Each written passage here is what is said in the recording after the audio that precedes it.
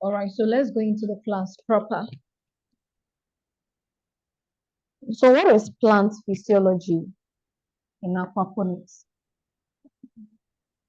Maybe I should hear from us first. Mr. Shella, what do you understand of plant physiology?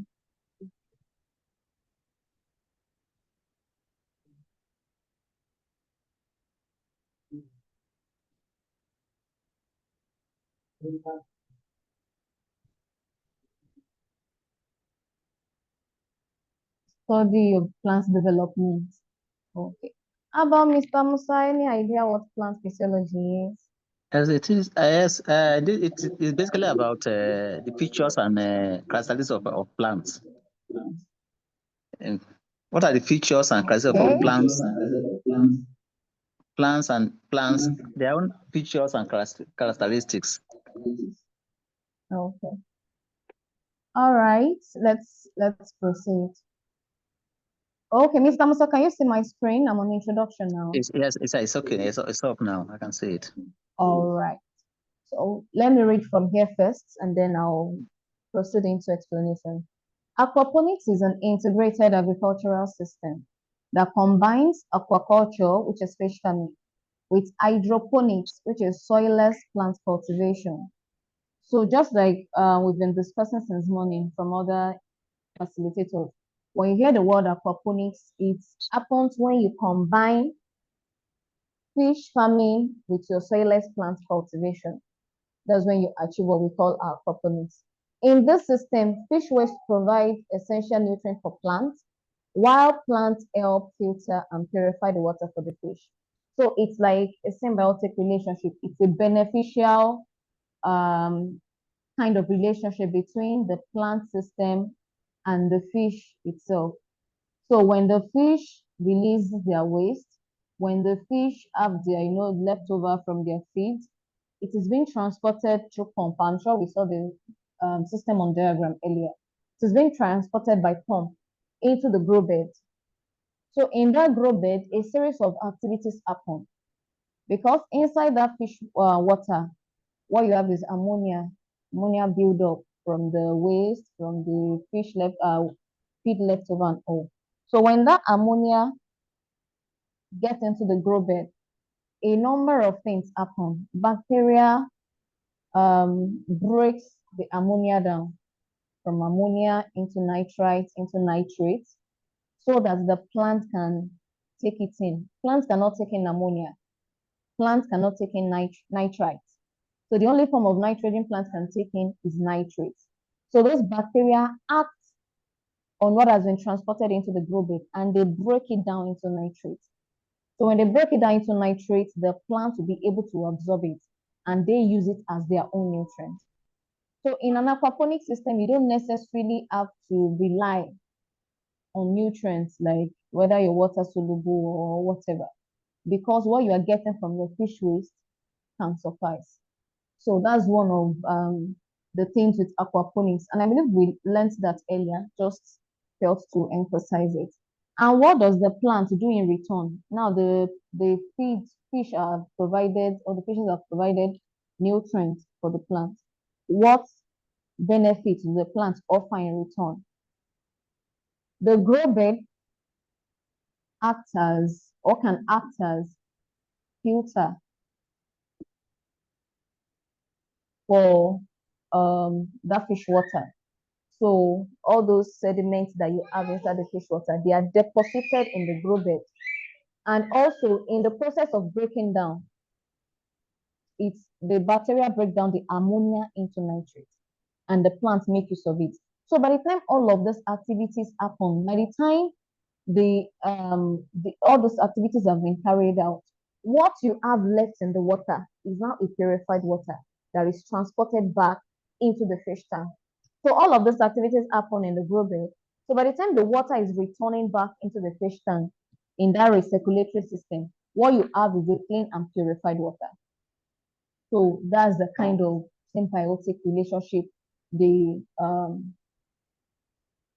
carry out or they experience. All right, so the synergy between fish and plants in aquaponics relies heavily on an understanding of plant physiology.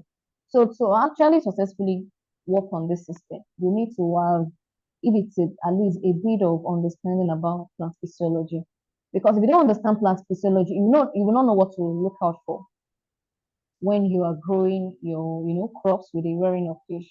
So you need to have this knowledge so that by the time you start your production, you know the things you should look out for. When things are not going right, you know what to do. Because sometimes if you don't even know what is wrong, you cannot identify it when it happens. All right, so that's the essence of this class, and I want us to pay attention. Because our plant physiology has to do with, how plants absorb nutrients, how they interact with water, their growing environment, plant structure, and all of those things. Now, what is plant physiology? It's simply how plants function, study of how plants function. How plants function in various ways. Nutrients, as it pertains to nutrients, as it pertains to water, as it pertains to their environment. Photosynthesis, transpiration, everything that leads to plant development. Whatever will happen for a plant to grow, study of that particular thing is just what we have as plant physiology. So here, these are our key areas of study, and what this module will be covering. We'll be covering water uptake, we're covering nutrient absorption, we're talking about photosynthesis, transpiration. We'll also be talking about plant growth and development, as well as plant, the kind of plants that can be grown in an aquaponic system.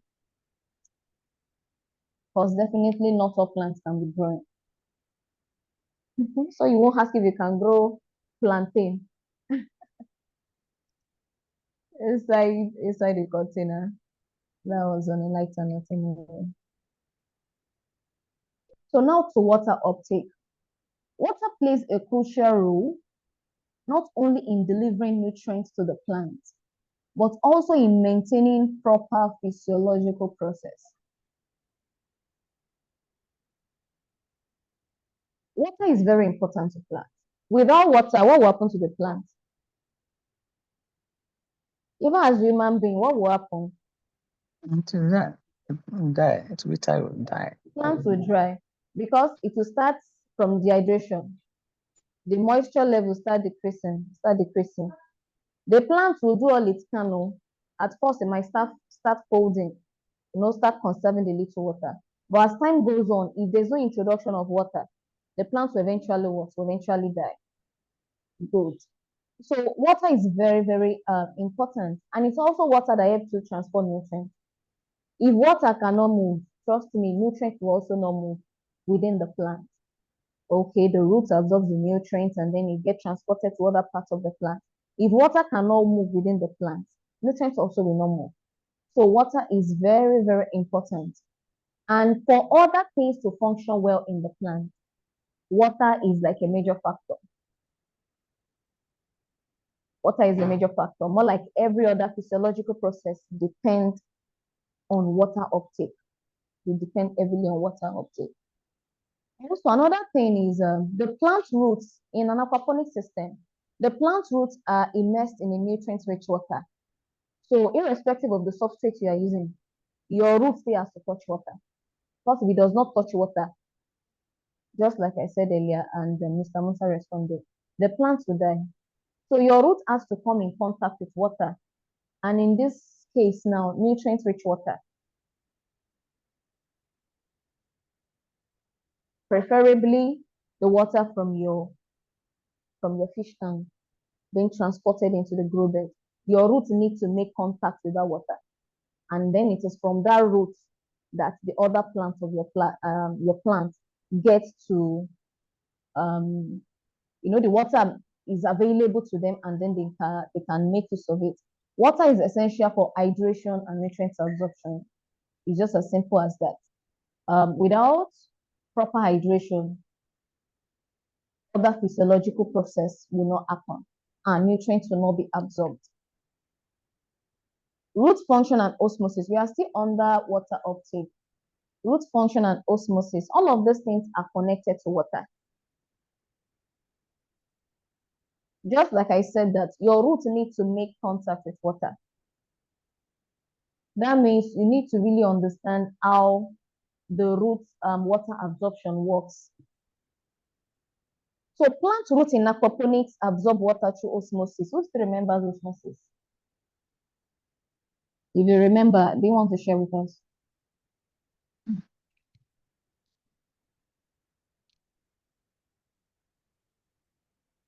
Osmosis is the movement of now the solute, or am I correct? A solvent from the level of a lower concentration. From the level of higher to lower concentration. Is that right?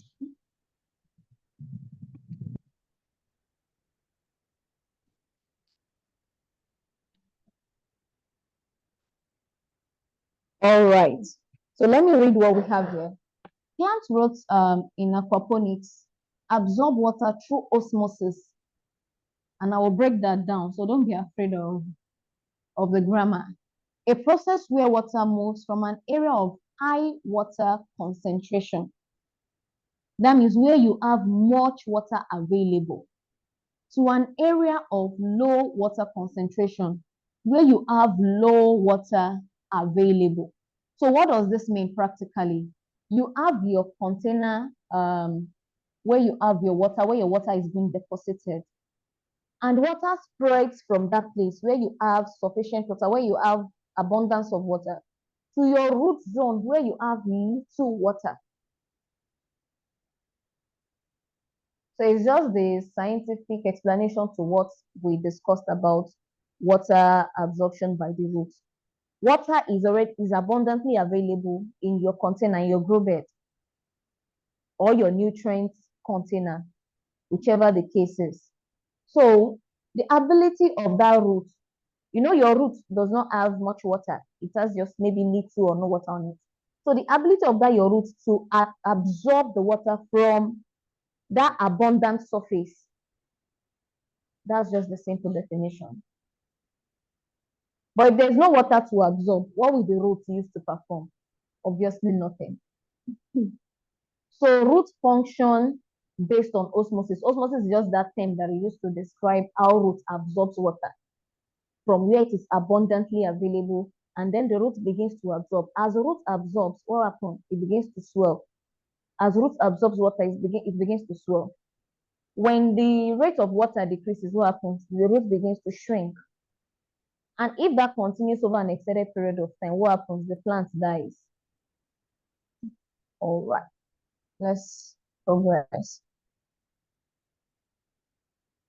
So we've been talking about root zone, root zone, root zone. So by now, we should understand that root plays a very crucial role when it comes to plant development, because most of the activities that happen starts from the root. Root does a lot of work, does a lot of absorption. When it absorbs, then it is transported to other parts of the plant. So we need to pay a lot of attention to the root, and that's why we'll be talking about importance of oxygen in the root zone. So it's not just enough for you to say, I've supplied water to my root zone. My roots can trap water. There are other things that determine if this water gets transported to other parts of the plant, if this water is well maximized. There are certain factors that can limit the performance of the roots even after you've supplied water. And what is it? Oxygen. How much do you also make oxygen available at the root zone? Do you just provide water at your root zone and abandon the plant? All right. So while water is crucial for nutrient uptake, I'm reading the slide now. Oxygen is equally important in the root zone. Just like I said, it's not just enough to supply water. You also need oxygen at the root zone. And a number of us are familiar with traditional soil. In traditional soil, roots get oxygen from air pockets, the little holes in the soil. Roots get its oxygen from there. But in aquaponics, how do oxygenation happen? Because now water is covering the root zone. How then does oxygen penetrate into the root zone when it comes to aquaponics? One is from agitation caused by recirculation. You know, in aquaponics, we make use of recirculatory system.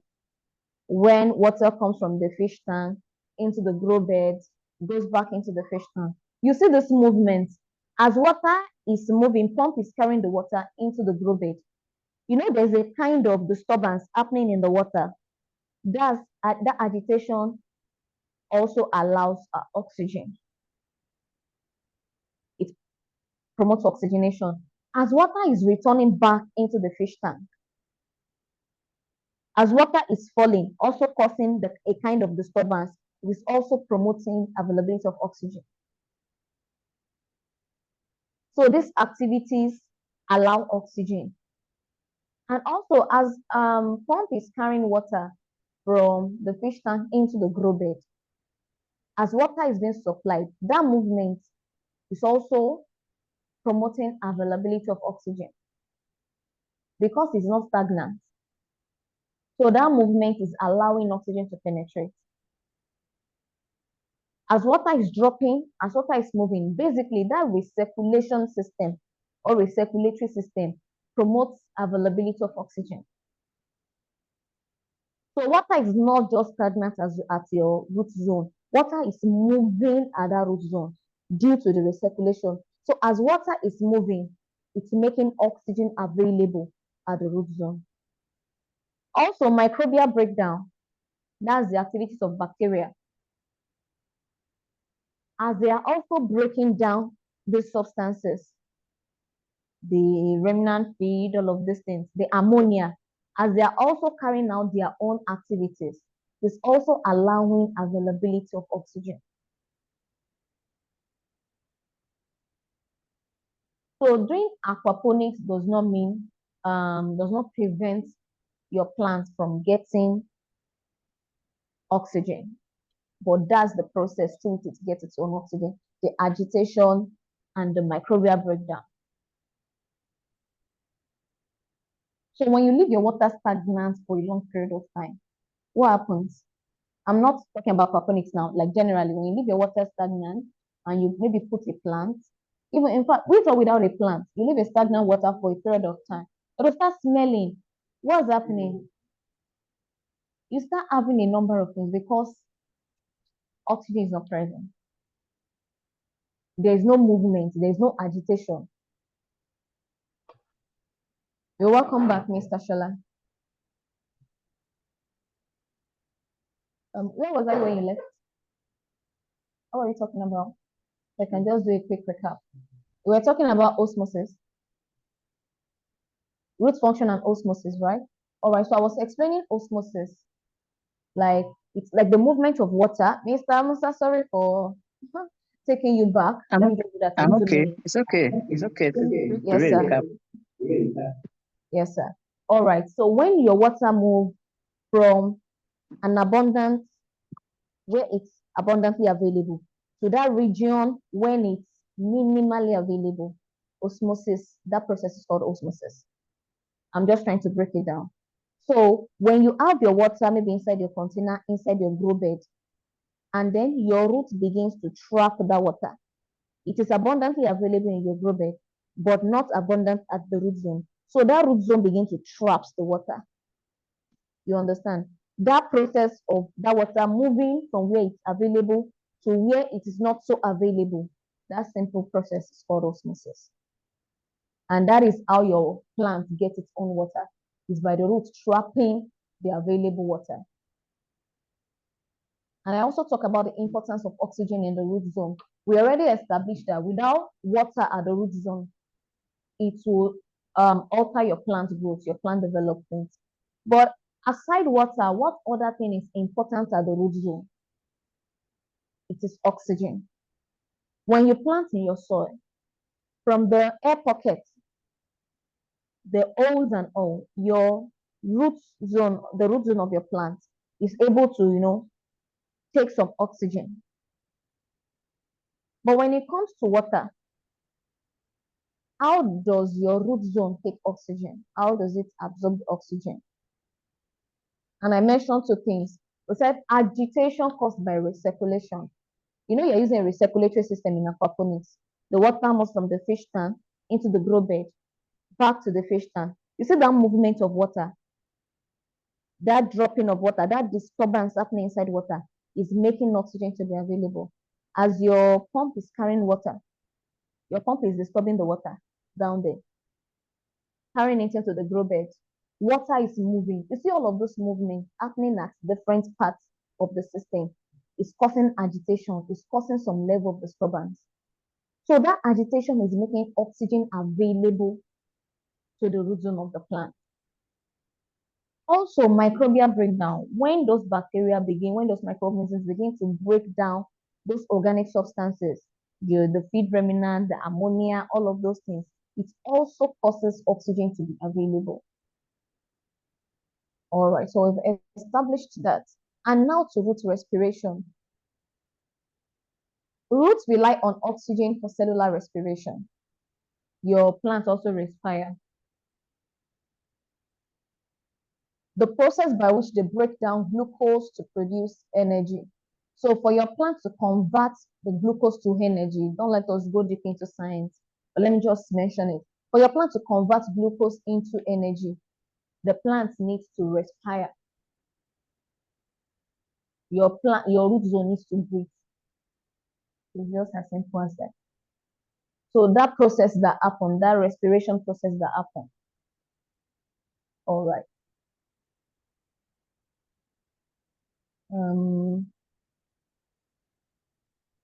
Without adequate oxygen, plants may exhibit poor growth. Even as human beings, when there's no oxygen, what happens? Hmm? The life is cut short. As much as you need oxygen, your plants also need oxygen, especially at the root zone. Because that's how their own respiration occurs. That's how they break down their food into what they can absorb. Like now, if I give you rice, rice is not what your body uses. Your body system breaks down rice into what the body can make use of. So rice is not the one working all over your body. Or is it the grains of rice that is moving your body, Esther? Definitely not. Okay. So your body takes time to break down that rice into what the body can make use of. It breaks it down into its own code that it understands. Same with plants. Your plant needs oxygen to break down all of these things into what the plant can make use of. All right. So when there's not adequate oxygen, your plants begin to experience things like poor growth, yellowing of leaves, and even root rot.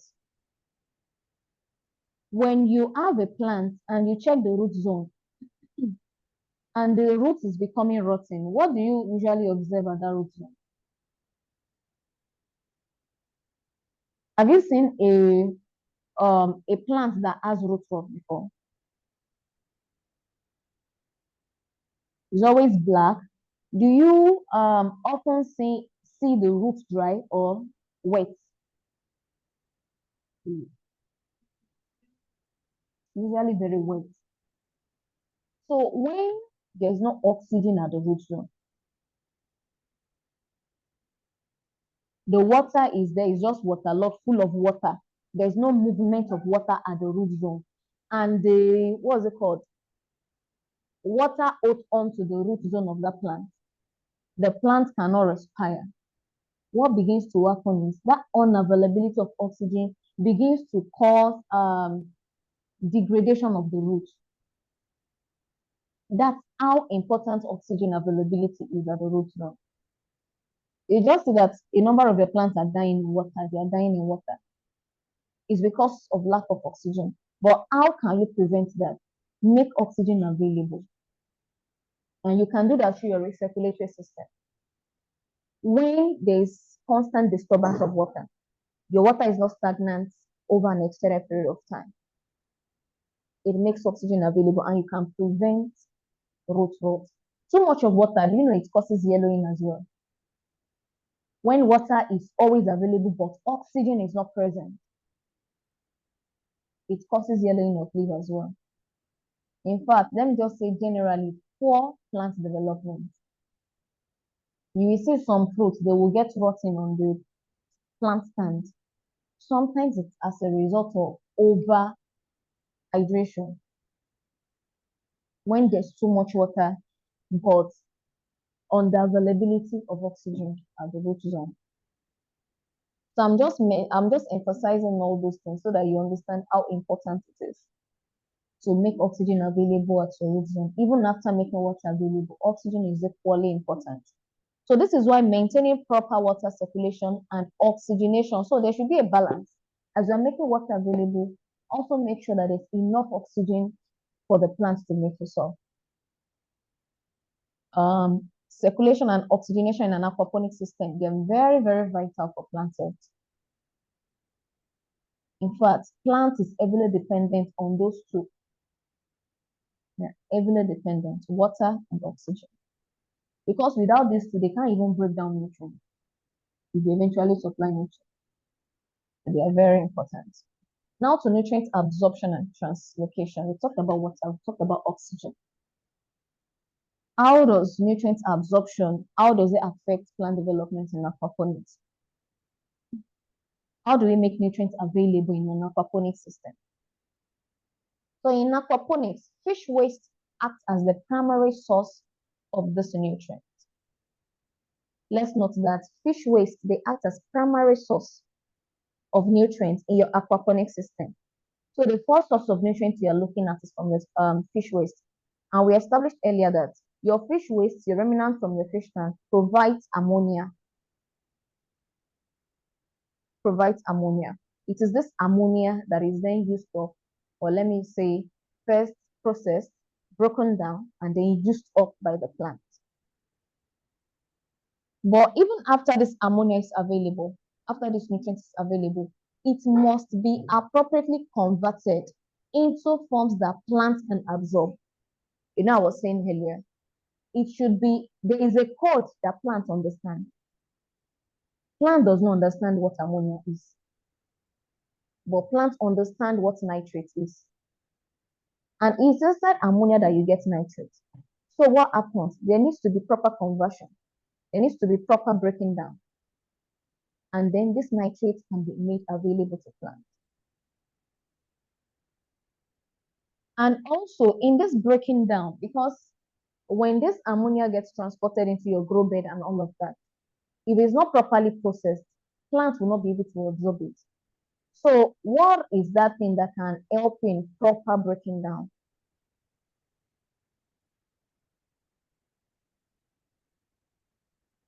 Microorganisms. They are the ones that break the ammonia down from ammonia into nitrate. Do we still remember nitrogen cycle? If you don't remember the complex cycle, at least you should remember what I'm about to say now. From ammonia, your bacteria breaks it down to nitrite. From nitrite, it gets broken down to nitrate. It's just that simple.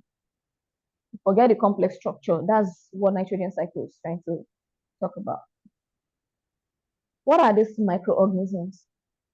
Sometimes there's no way you have water and you will eventually have microorganisms.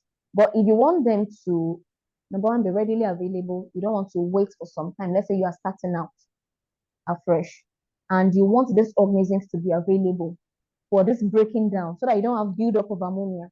When these organisms are not available as they should, they will not complete this activity of breaking down. So your plants will not be able to get nitrate in turn. It's like from one process to the other. You need microorganisms to break it down from ammonia to nitrate. That's nitrosomonas. From this process, Nitrobacter takes it from that point. It breaks down the nitrite into nitrate. Nitrobacter does that. So if you don't have these organisms in your water body, the water that is present, if you don't have this bacteria present in your, let's say your fish water or your grow bed, what will happen? Maybe it gets broken down to half and it stops. Or it's just like you consume your food and you don't break it down properly. What happens? It takes more time because your body engines need to do extra work to get the food to that point that your body can make yourself. So in this case for plants, when it is not properly acted upon by this bacteria, then it will not be converted to a form that plants can absorb and uptake. So what happens to your plants? When they don't get what they need, their growth can be slow. They can have stunted growth. They can start giving you all sorts of symptoms, giving you all sorts of yes. And you know when plants are not healthy, they really can't resist disease. It's just like someone that has not eaten. If you've eaten now, Faith, and I push you, will you easily fall? If you're on a 3 days marathon, even if I blow you here, you understand? All right. So it weakens the immune system, and they are not able to resist attack. So if you even want to boost the immunity system of your plants, one of the things you need to do, you don't blow here to them. You make sure the organisms they need, the bacteria they need, are available to break down the nutrients. So when they uptake the nutrients as they should, you've been able to secure their immunity. And then it can progress to, their own plant health, their reproductive system, and all of these things are now in place. And what is this inoculant? We'll be talking about inoculant later in this particular module, but just keep that somewhere. Benefits of inoculants. Let me just quickly say this before we move on. Inoculants are just they are microorganisms, beneficial microorganisms. So you can introduce beneficial microorganisms into your system, into your aquaponic system. It's not limited to aquaponic system, but in this case, you can introduce beneficial microorganisms. So you don't have to wait till this bacteria develop on their own, because it will take more time. You can introduce, and those microorganisms that you're introducing, they come in a kind of powdered form, which we call inoculants. We'll talk about that later in the course. Nitrogen cycle and plant nutrition. So for nutrients to be absorbed, just like we just explained, the nitrogen cycle has to happen and it has to be completed. It does not stop halfway. When it stops halfway, you don't achieve the result. So for nutrients, proper nutrient uptake by the plant, the nitrogen cycle has to be fulfilled. So one of the key processes in aquaponic system is the nitrogen cycle. Fish excrete waste products that are rich in ammonia. In the system, bacteria convert ammonia into nitrites and then into nitrates. Nitrates are the form of nitrogen most readily absorbed by plants. I do stress this now. And nitrate absorption, plants takes up nitrates through their roots. So when this has been properly broken down at that zone, the root uptakes it and start distributing to other parts for them to make use of stem, the leaves, the fruits, the flowers, depending on the stage your plant is. And once inside the plant, they are used to synthesize proteins, enzymes, and chlorophyll. So your plant even need these nutrients for a number of things. That's why when nutrient is not available, a lot of things are affected in your plant development because your plant heavily depends on that nutrient to perform. In this way, the fish waste indirectly supports plant nutrition, creating a sustainable cycle. So this cycle is self-sustainable because they are both benefiting. One is not benefiting at the expense of the other. The fish is donating its waste, donating the remnants in form of ammonia. Plant is taking up the ammonia and purifying purifying the water, returning a clean water into the fish tank. Because another thing is, it's not just plant that is benefiting from this ammonia. When ammonia is deposited in your fish tank for too long, the fishes begin to die. So even the fish, unless it's a running system, maybe a flowing water or a recirculatory system, ammonia buildup will happen and it can kill the fishes. So it's like the plant is saving the fish itself from ammonia buildup. So the plant is not the only one benefiting, saying, okay, ammonia is available, I'm converting it to nitrates. Even the fish are being saved from ammonia buildup because the ammonia buildup will lead to their death. Now to photosynthesis and aquaponics. So you know we said earlier that we are trying to look at all-round growth and development. What are those things that make up for plant development? We talked about water, right? We talked about oxygen and all of these things. One is not more important than the other. If you have water, you don't have oxygen, your plant dies. If you have oxygen, you don't have water. Same thing happens. Nutrient absorption. How is nutrient made available for the plant? We've spoken about that. Now to photosynthesis. Let's talk about it briefly. Photosynthesis is the process by which plants convert light energy into chemical energy, producing glucose and oxygen. Do you still remember that chemical equation? Yeah. So simply what happens? Plant traps what? Energy from the sun. You are just in, I hope you still remember. It traps energy from the light from the sun, and technology has advanced. Light energy is not limited to the sun anymore. Just like we do say, it's one of our mantras here at DIC when we talk about soilless farming. We say plant does not need sun. What do plants need? Plants need light. Plant does not need rain. What does plant need? Water. So even if you choose to do your aquaponics system indoor and you want to make use of grow light, as far as your plants have the light to work with, their operation continues. So as far as they can trap light energy and convert into a usable energy, that's chemical energy in their own case, your plants are good to go. So in short, since light is needed, all of this breaking down, taking up, uptaking, and all of these things, they won't happen without light.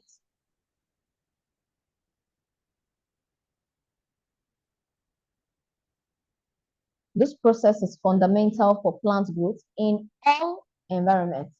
And in aquaponics, it is no different.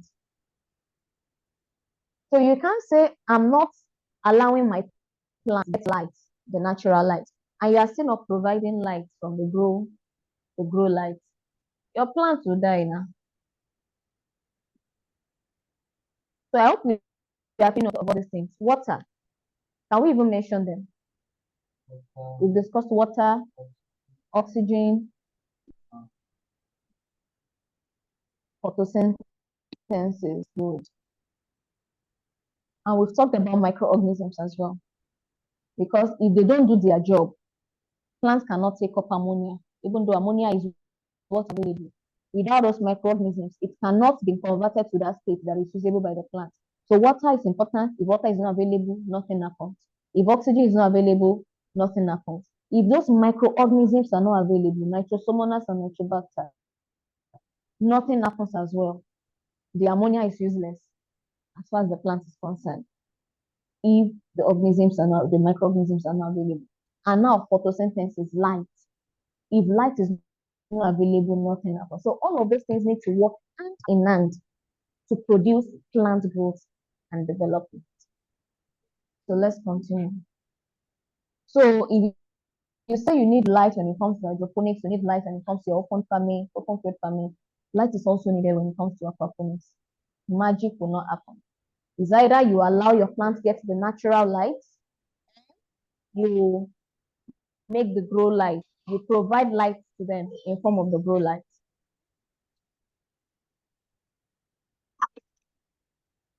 Carbon dioxide. Carbon dioxide is a critical component in photosynthesis. In case if we still remember that chemical equation of photosynthesis, you realize carbon dioxide is also plays an important role in photosynthesis. In an aquaponic system, CO2 levels are often regulated through ventilation. When there's proper ventilation, there will be carbon dioxide.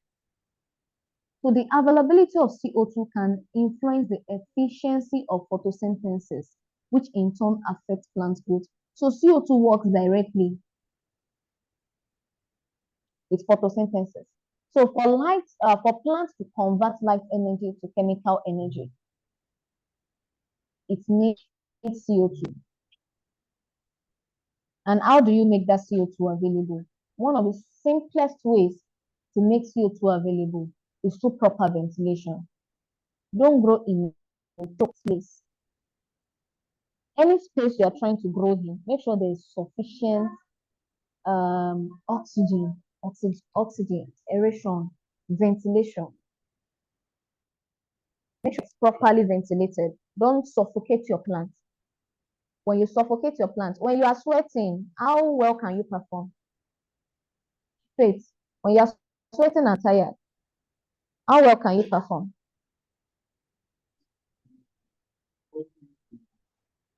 Will reduce, right? Will you be able to perform well? That's what also happens to your plant. You are subjecting it to stress when there's no proper ventilation.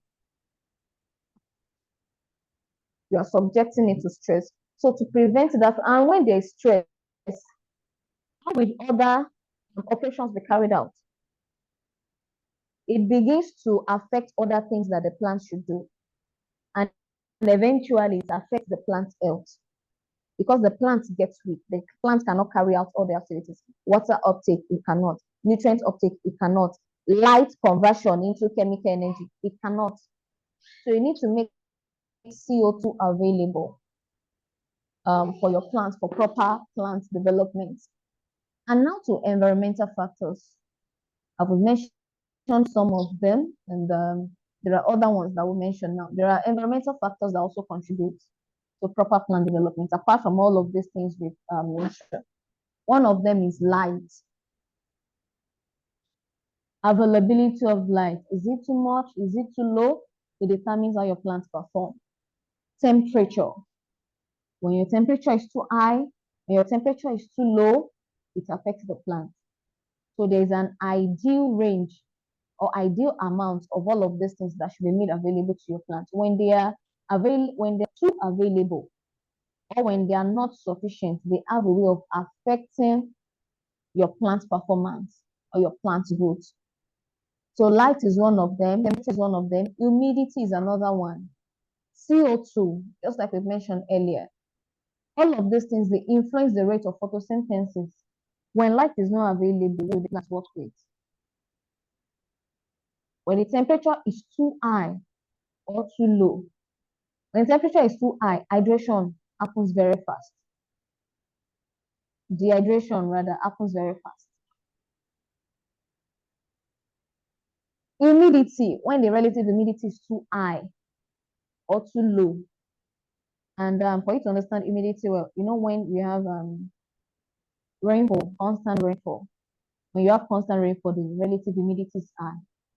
You know, even the light that will be available at that time will be low. The temperature will be low. So if the temperature for an extended period of time, the temperature remains low, the relative humidity remains low, light remains low, what do you think will happen at that point?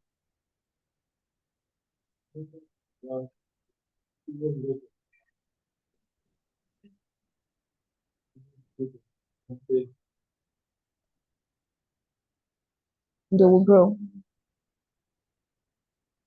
Thank you for that. So maintaining optimal levels for all of these factors ensures that plants can photosynthesize effectively and grow at their maximum potential. When you know what range all of these things should be and you make it available for your plants, then you are good to go. Now to transpiration. It's also one of the things that contributes to plant development. And what is transpiration, if I may ask?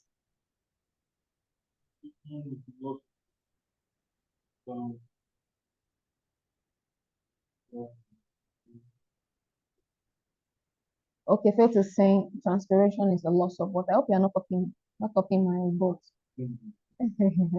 Loss of water from the plant. Okay, well, you are right. The transpiration is the process through which plants lose water vapor from their leaves into the atmosphere. You sweat and sweat. They have their own way of sweating. Their own way of sweating is transpiration. So that's how they release their own water. That's how they release their own water. This loss of water helps to draw more water and more nutrients from the roots into the plant. So as the plant is losing its water, let's say through the leaves, the root is absorbing more water. Because when water is already available, then it's the whole space is filled up. But when the water is being released into the atmosphere, the roots can uptake more and transport it to the leaves. The leaves will release it again. The root takes up more, transport it to the leaves.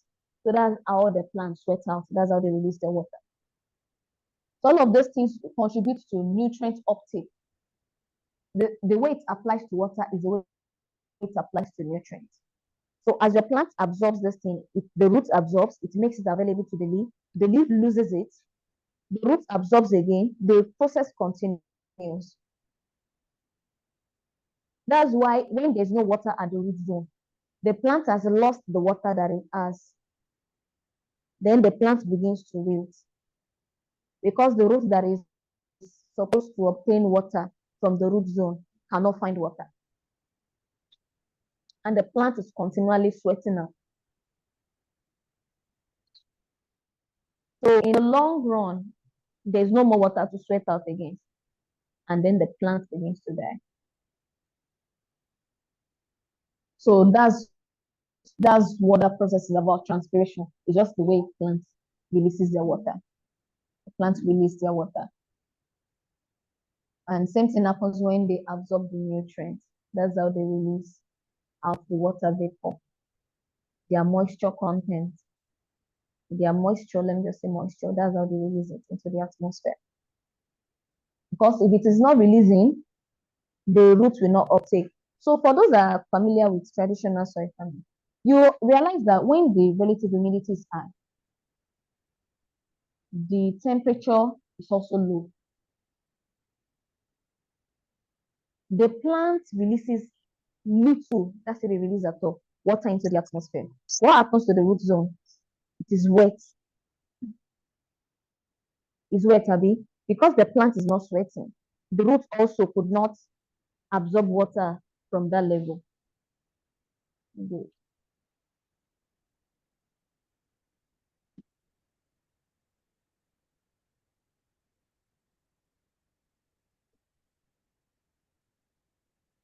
So role of transpiration in nutrient uptake. So how does transpiration, how does it affect nutrient uptake? In an aquaponic system, the rate of transpiration is influenced by several factors. You know, we already said transpiration is the way plants sweat. So what determines how plant sweats, how plant releases water? Humidity. When the relative humidity is high, what happens to transpiration? Is it high or low? Mr. Musa, are you still there? It's higher. Yes, I'm still here. All Transpiration right. will be higher. Okay.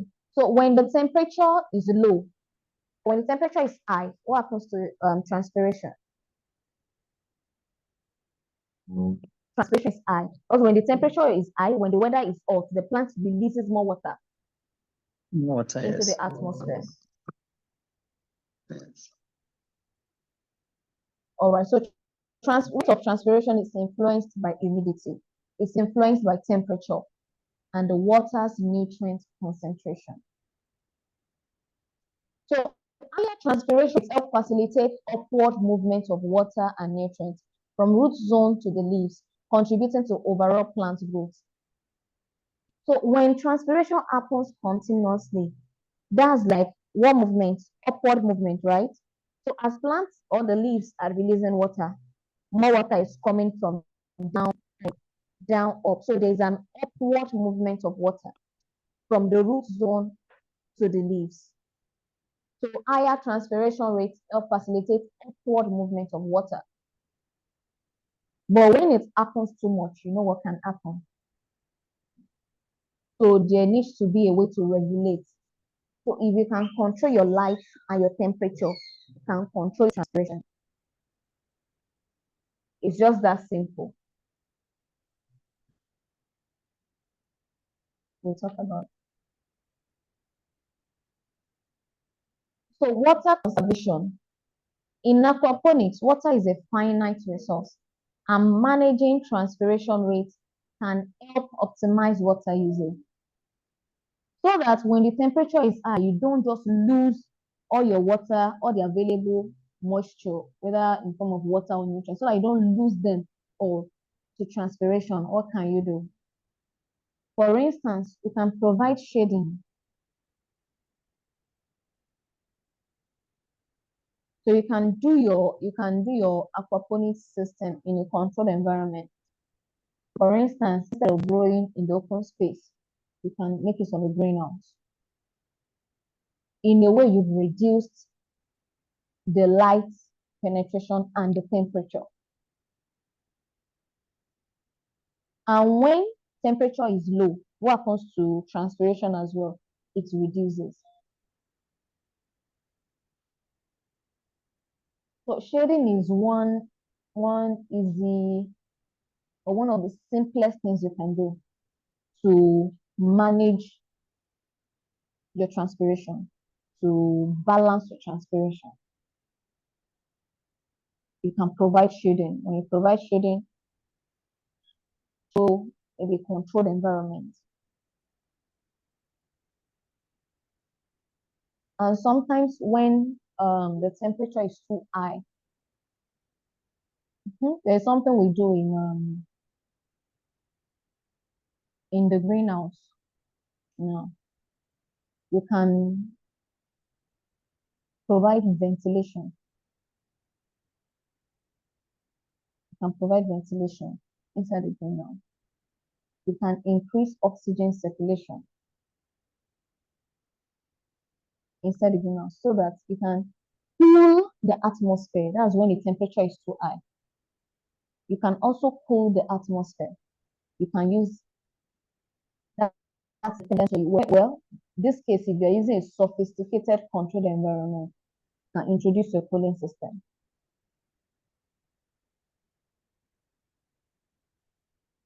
You can do that. When you do that, you reduce the temperature and then you reduce the rate at which your plants transpire.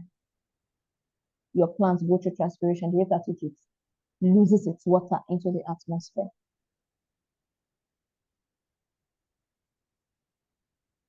So we've spoken about those factors.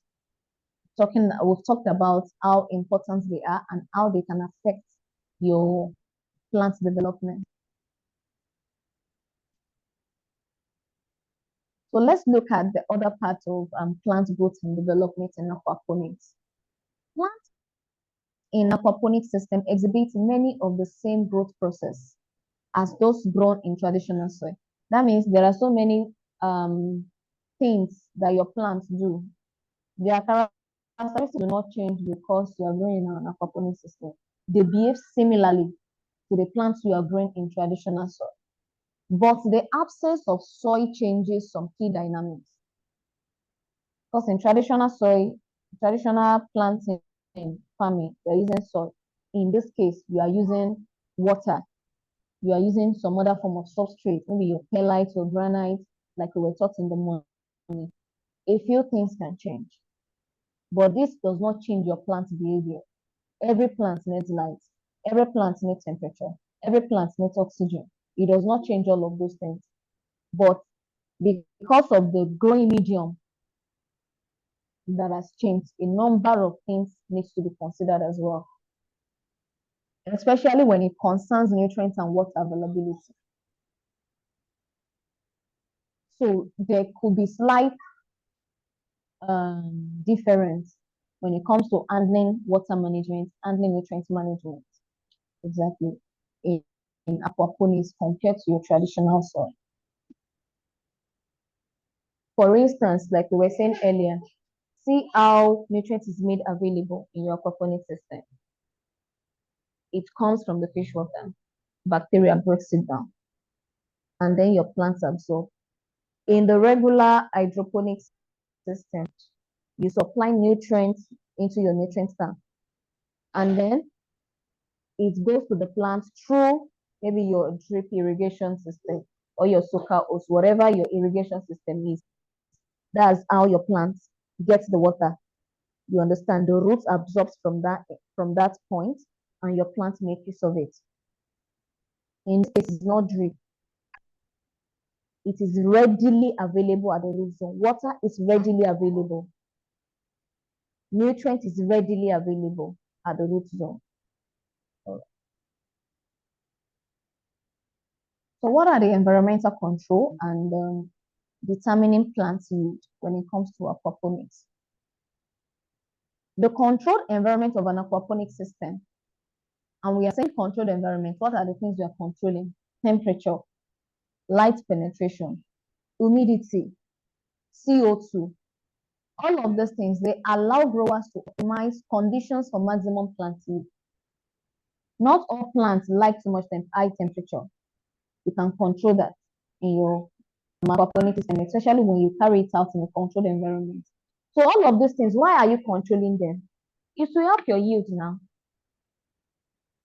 For instance, if too much high temperature will not allow your plant to perform well, and you shield it, what happens?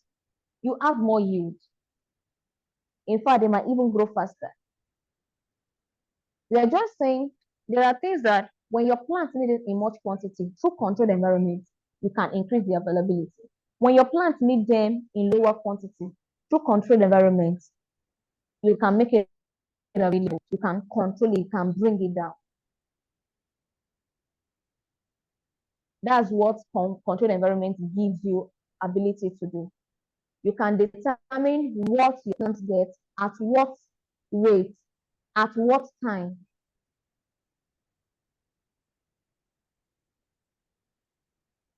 For instance, in sophisticated growing system where you use the glow lights instead of the natural light, you can make light available for your plant all through. Instead of your plant just getting maybe, especially when the relative humidity is high and light is low, temperature is low, you know that season of the year. When you do something in a controlled environment, when you grow in a controlled environment, you can make light available for your plants all through. That will increase the rate of what? Of photosynthesis. So when you have control over all of these factors, you can determine your plant yield. Naturally, they may not be available, but controlled environments give you ability over them. You can make them available even when they are naturally not available. So your plant does not pause its growth process. Your plant does not have any excuse to say, I'm not going at this point, I'm not getting light, I'm not getting enough temperature, and my temperature is high. You understand?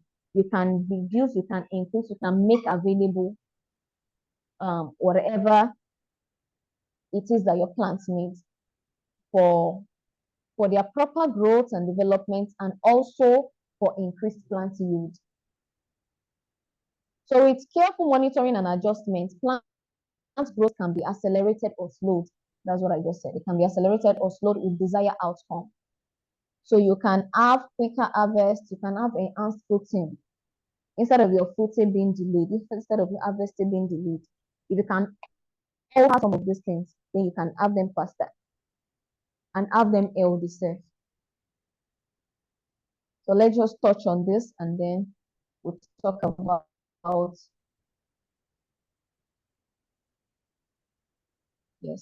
talk about inoculation. Vegetative and reproductive growth in an aquaponic system. Aquaponic systems support both vegetative and reproductive growth. So an aquaponic system is not just limited to leafy plants. You can grow your leafy, and when I say leafy, do you know what leafy plants are? Your lettuce, your kale, your cabbage. Mr. Shola, you're still here. Good. So you can grow them in your aquaponic system. Aquaponic system can also support these plants, the heavy feeders.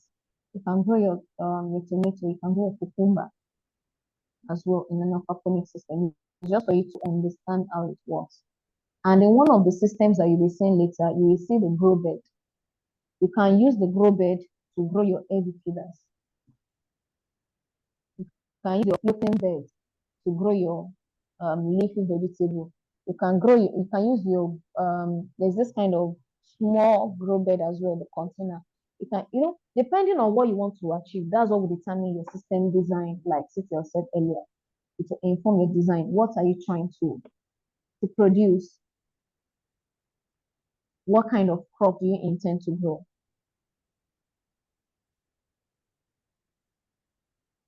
All right, for temperature regulation, both fish and plants in the aquaponic system require stable temperature.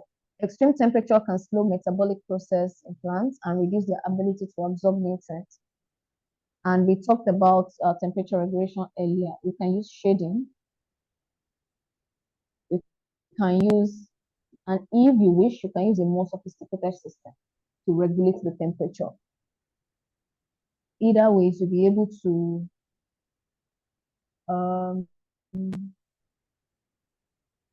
help the metabolic process in plants. Let me just put it that way. It can help to regulate it.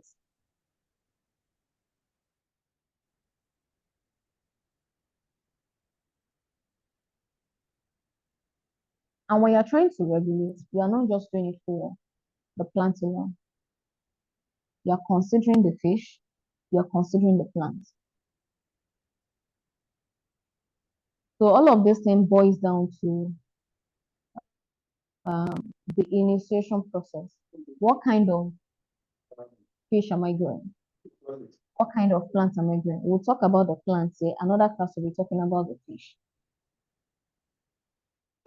What kind of plants and fish are compatible to grow together in a system?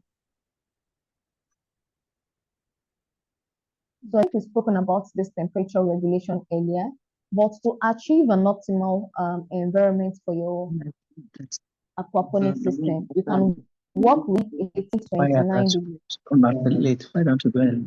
That 18 to 29 degree works for both your plants and fish. We've given you a range that both your plants and your fish can survive in. Ideally, so between that 18 to 29, your fish finds their range there, your plant finds their range there.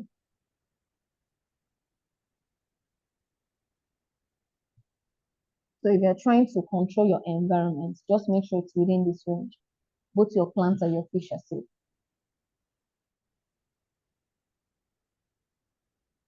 So now to microbial inoculation. Can you see this chart?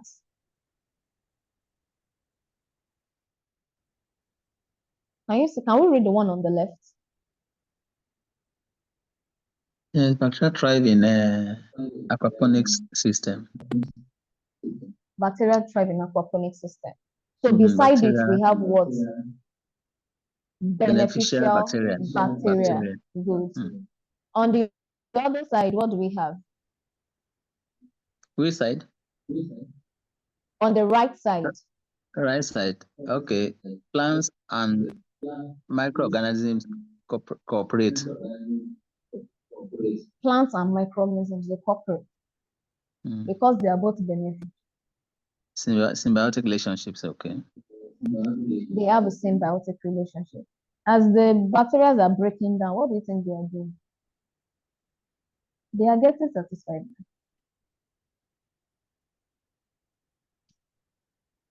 They are like, should I use this illustration? They eat where they work. It's just as simple as that. It's a symbiotic relationship. They both give and take from themselves. So they have a kind of symbiotic relationships, and this makes them cooperate. It makes them work together, makes them align. And down there we have what? Micro facilitates nutrient availability. So we have nutrient cycling. If you remember the nitrogen cycle we described earlier, that's just what this one at the base is talking about. Microbes facilitate nutrient availability. If this bacteria do not act on ammonia, will nitrates be available to the plants? No. It's just that simple.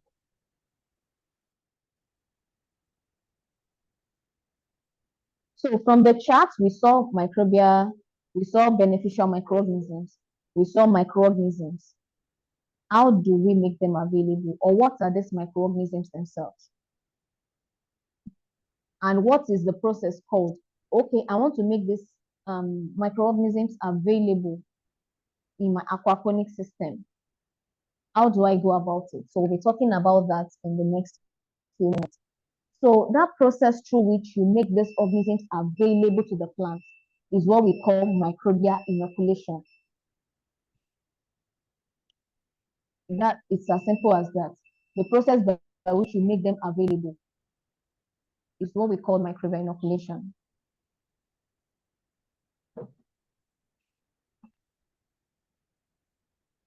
So microbial inoculation is the introduction of beneficial microorganisms into your growing medium. It's not just limited to aquaponics, you can use it in other systems as well. So the process whereby you introduce your beneficial microorganisms into your growing medium, because they are the one that will facilitate breaking down of nutrients. So that process whereby you introduce this microbial inoculants into your system is what we call microbial inoculation. You are inoculating the microorganisms into the system. You are introducing these microorganisms into the system. That process is called microbial inoculation. You are inoculating the microorganisms. And what do they do? What does inoculants do? These microorganisms, what do they do? Are they even important? Do I just leave my plants at the mercy of whatever the environment brings to them? You know, there's one we emphasize even when we talk about hydroponics. Whether you like it or not, organisms will find their way into your system, into your plant system. But do you know if what you have are beneficial microorganisms or non-beneficial ones? Or you have more non-beneficial, which are the harmful ones, than the beneficial ones? If you have more non-beneficial microorganisms, a lot of harm will happen. Because instead of them helping your plant do better, they begin to break down your plant. They begin to weaken the plant system. They begin to introduce infection, diseases. That's why we are always intentional about the kind of microorganisms that is present in our plant system. We don't want to leave our plant to the mercy of whatever happens. Organisms will definitely be available, but we want to have control over the kind of organisms that are present. Is it the one that is helping our plants, or are they the ones that are damaging and destroying the plant? That's why we always go as far as introducing beneficial microorganisms. So when it comes to inoculants, we are certain that these are beneficial microorganisms. And by introducing them, we are also certain that after introducing these beneficial microorganisms, we have what we need inside the plant system. And funny enough, do you know that these beneficial microorganisms, they don't only do what microorganisms do. What do microorganisms do? They break down organic matter, right? Beneficial, Mr. Shola, I hope you are still here. Beneficial microorganisms, they do more than just break down. They also get rid of non-beneficial ones. It's like tug of war. They fight non-beneficial ones and they depopulate them. They destroy non-beneficial ones. So when you intentionally introduce beneficial microorganisms into your plant system in form of inoculants, you are not just facilitating breakdown of the organic material. You are not just making nutrients available. You are not just doing all of these things that we have on the board. You are also reducing the population of non-beneficial ones that can cause damage to the plant. The ones that can cause infection, that can cause disease, that can affect the plant health negatively. You are also depopulating them. So what are those benefits? Let's discuss them one after the other. Benefits of microbial inoculation. Why do we introduce inoculants? Why do we introduce microorganisms, beneficial microorganisms into our plant system? One is improved nutrient availability. So it helps us break down the available nutrients into the simplest form, into the form that the plant can make use of. So they make nutrients readily available for the plant uptake.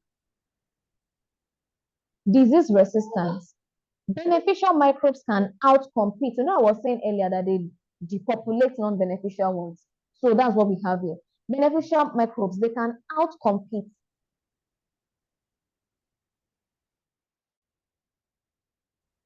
and inhibit the growth of harmful pathogens.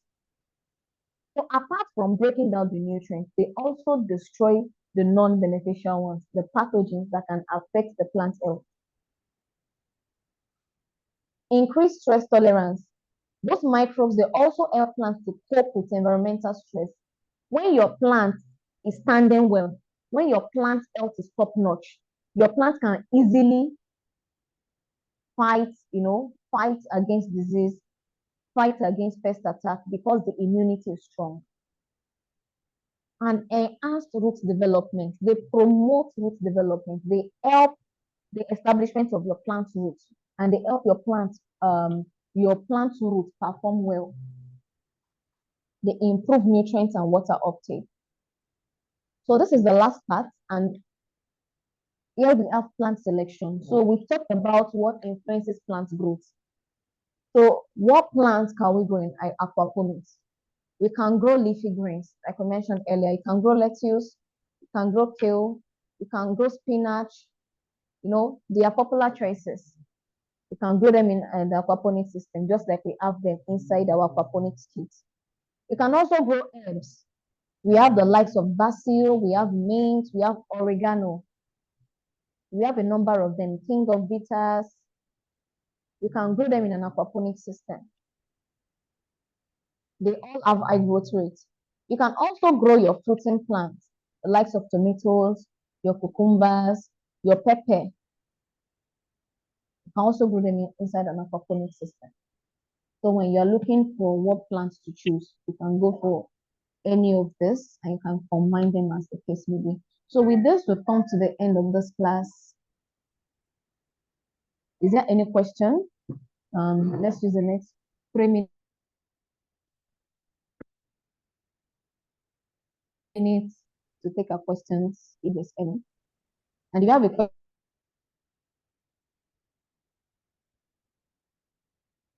question that is not meant for this class,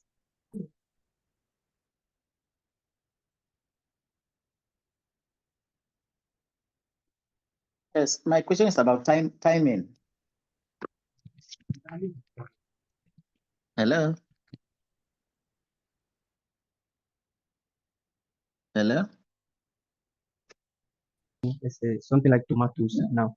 So like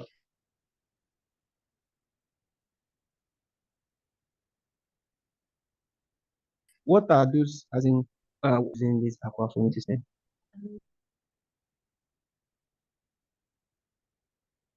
What are those things that they need to hold on to?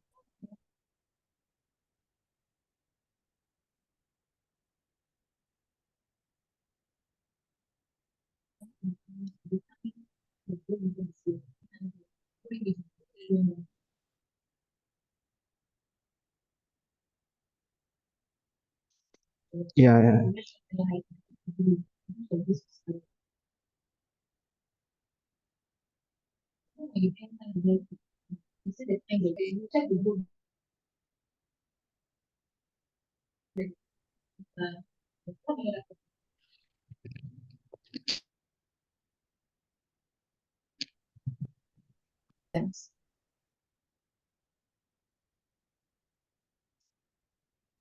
For different choice of plants.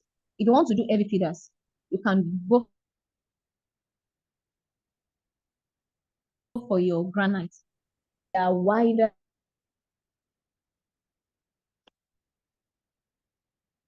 They require more support. So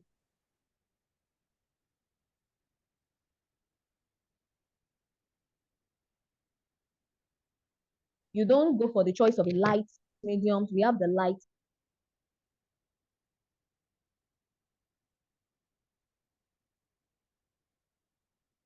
We have light medium of all those growing medium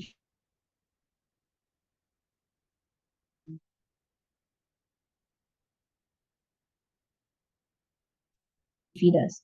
If you want to do your leafy, you don't require it. You can use perlite. Your audio is breaking. I'm not getting you. You can use vermiculites. You can use clay pebbles, and your leafy plants will still do.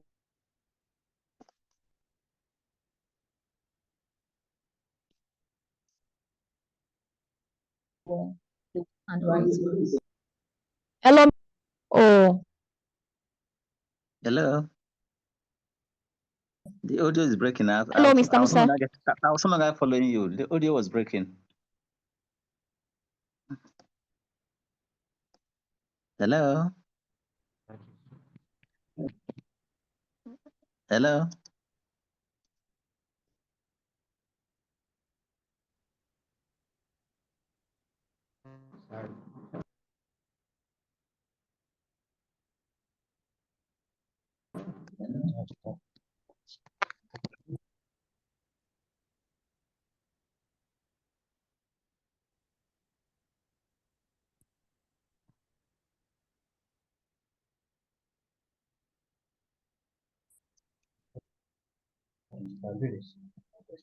All right. Hello, Mr. Musa.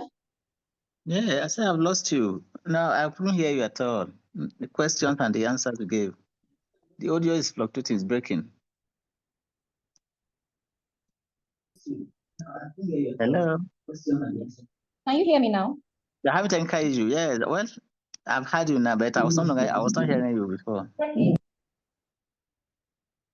It's still breaking. It's not stable.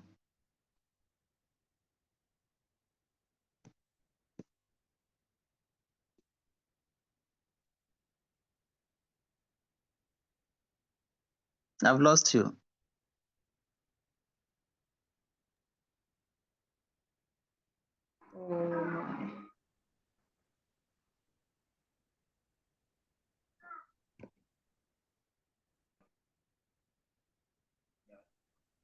Hello, Mr. Musa. Can you hear me now? Well, you're back again, but yes, I can hear you. All right. So what was your question? You were saying something earlier. I didn't get it. Actually, I wanted to ask about it, the timing. You know, whatever you're doing, timing is very important. You have told us exactly the type of vegetables that can be grown in aquaponics.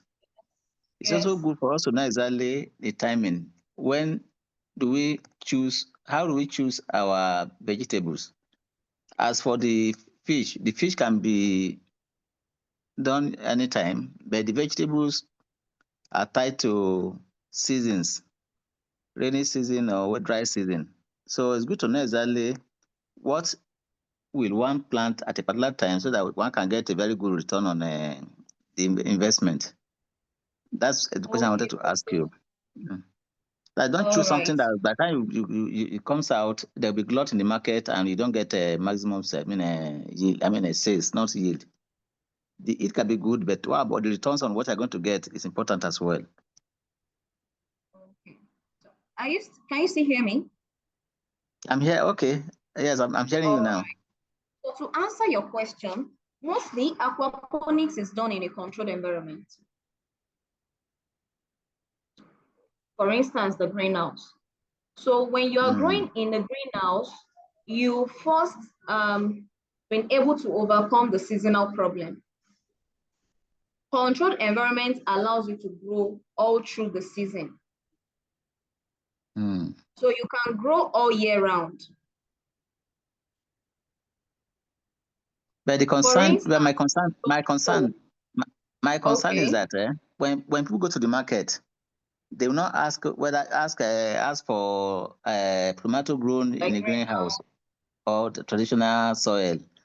All they want is tomato. Okay, By the let me time answer a bit of that. Yes. Okay, so I will answer a part. The other part will be answered in tomorrow's class on marketing. Okay. When you want to grow as well, you grow for your market. Okay. The advantage you have with controlled environments is, let's say there's a particular plant that grows in a certain season. For instance, in the Southwest, we may not be able to grow tomato during rainy season in the open field. So, but controlled environment helps us to grow tomatoes during rainy season. Yes.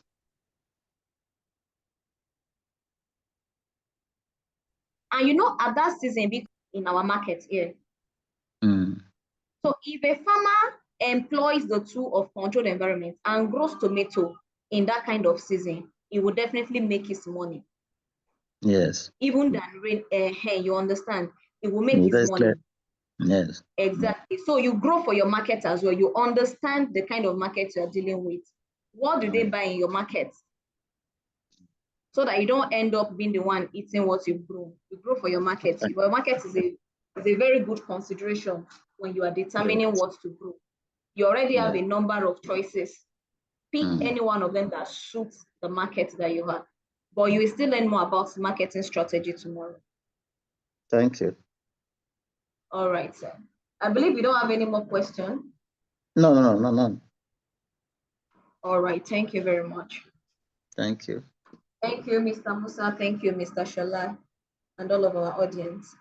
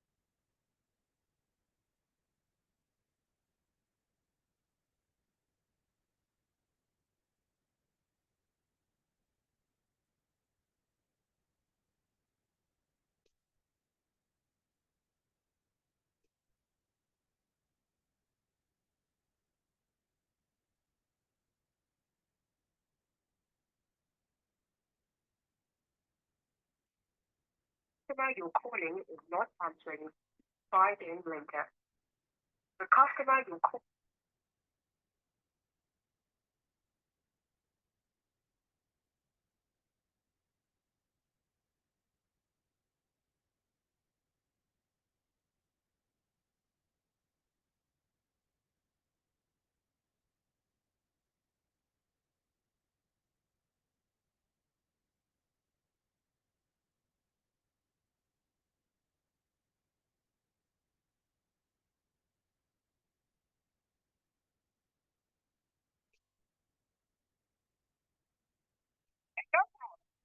Hello.